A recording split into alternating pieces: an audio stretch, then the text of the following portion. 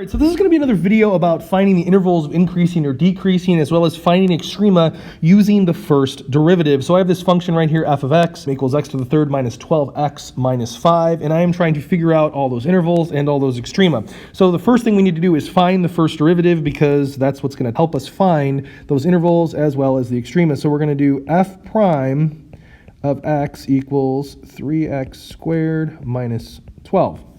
Okay, then next we have to figure out the critical numbers. If you remember from the previous video, critical numbers basically help you find the boundaries of where the increasing and decreasing could potentially be changing. Where those are changing, it could potentially be relative mins or relative maxes.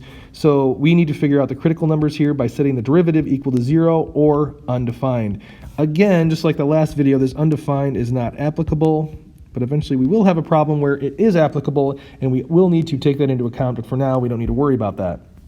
But we need to figure out where it's equal to 0. So you can add 12 to the other side here.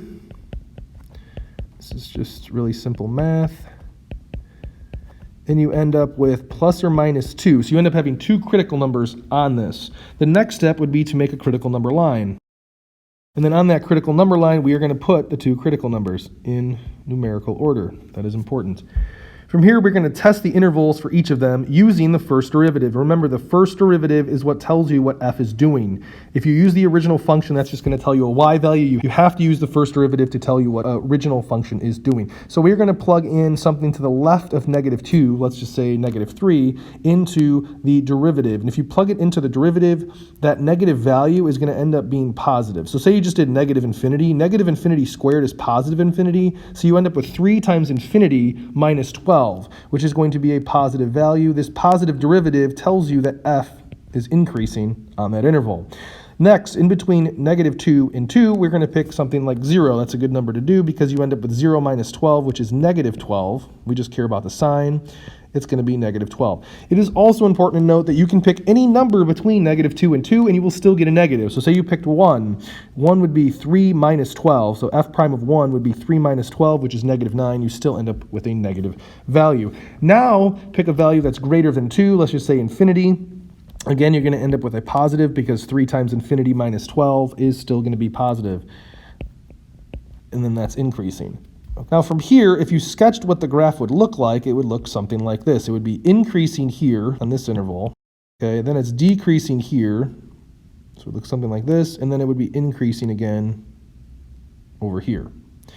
Now, once you see this graph, it's kind of easy to tell what each of these extrema are. This one right here would be a relative max, because it's a hill, and then this one right here would be a relative min.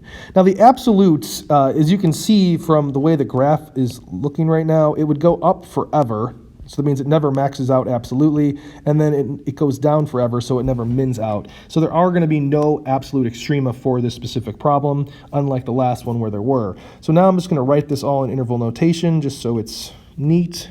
So we're going to say that it was. So we're going to say that it was increasing from negative infinity to negative 2, and then union from 2 to infinity.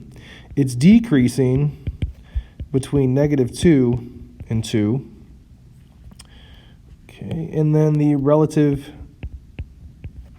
min occurs at 2. Now we need the y value, so you have to use the original equation to tell you the y value. So if you plug that in there, you get 8 minus 24 is negative 16, minus 5 is negative 21. And then your relative max is going to occur at negative 2, and you have to plug that again into the original equation, and you would get negative 8 plus 24, which is 16 minus 5 is 11, and you end up answering the question. So the purple right here represents the intervals of increasing and decreasing, and then the relative mins and maxes with the full coordinates are the red and the orange right here. So that's basically another example of figuring out the increasing and decreasing intervals as well as the relative extrema. There was no absolute extrema on this problem, so we didn't need to worry about that. All of this was figured out using the first derivative. So if you have any questions about anything in this video, let me know.